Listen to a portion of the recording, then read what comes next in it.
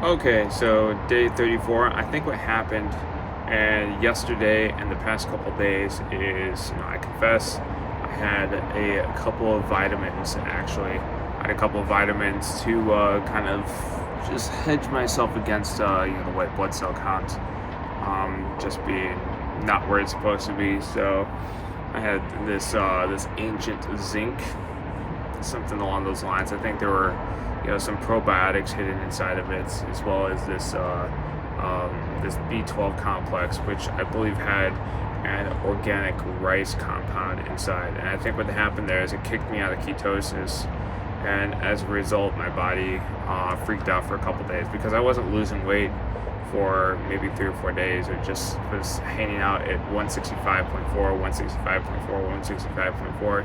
I was really not sure why that was happening, and then it occurred to me that the one thing I did put in my body that wasn't salt was these couple of vitamins, and so I learned the lesson from that. I'm just gonna have to bite the bullet. By this time next week, I'll have had my first meal already, which is exciting. I'm still thinking about what that's supposed to be. I really, really want a piece of sushi,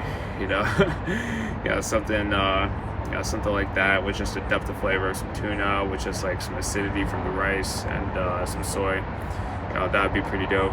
But I don't know, I'm going back and forth on it because I think my body is not reacting the same way that an average person would in this case because I've just been keeping my electrolytes up pretty aggressively. So I'm not sure if I really, really should be conservative about first meal and should be very careful about it. Probably going to be some variety of a soup, some variety of maybe a fruit. I'm just thinking about that first bite of whatever it's going to be. I'll be at a conference at the time that I could actually break the fast. So that'll be that. Other than that, this life that we're in, it's way more beautiful than we thought it could be. Way more beautiful than I thought it was, and I have a much deeper appreciation of it thanks to this little experience right here. And it's a depth that goes beyond just the sensations. It's not going into just kind of how I understand the world and how I understand my place in the world. I was just at the Field Museum earlier today, and they have these time lapse shots of the seasons going and coming, and how like leaves will turn from green to orange and yellow and then essentially fall off their branches, and then the snow will come and the new life will emerge from that. And it's really fascinating to not examine the substance that's actually changing, but to examine life itself moving in and out of these different objects and these different entities.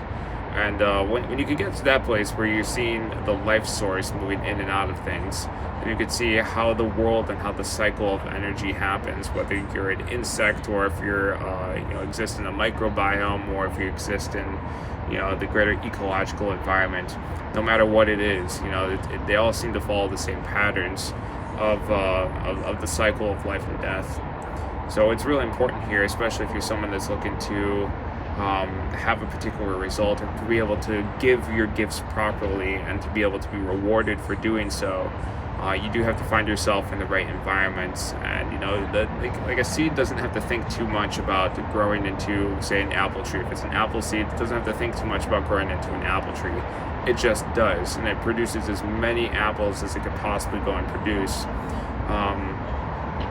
It doesn't have a day off, it doesn't have a bad day, but it does depend very, very heavily on having fertile soil, on having water, on having sunlight.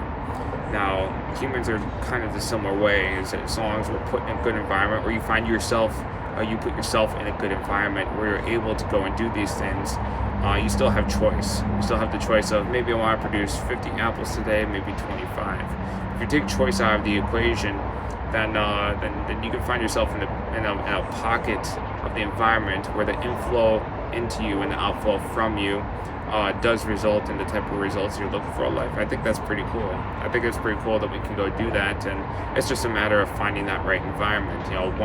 One man's trash is another man's treasure. One person's fertile soil is another person's drowning. Today we're drowning in dopamine, but some people, they really need it to stay motivated. Two people are going to take two different environments in two different ways.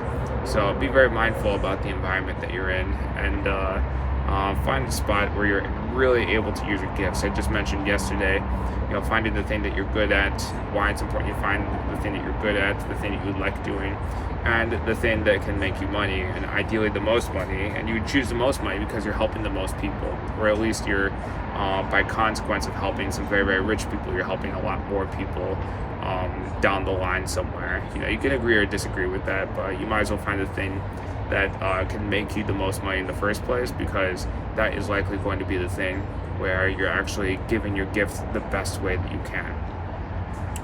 So that's it for today. Much more stable today. I think I'm back in ketosis, and we'll just keep things stable for the next couple of days. And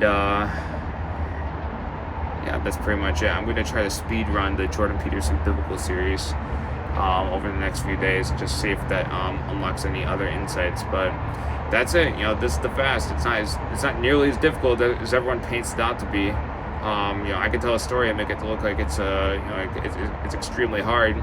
Anyone could go do this, just as long as you have some additional fat on your body. If you were over like I was, I'm no longer overweight, but like I was, then you can go and do this too. I'd encourage you to go watch back my first video, just to see some of the changes. It's pretty bizarre. But that's that for today. Keep it up, and this is Tom on day 34.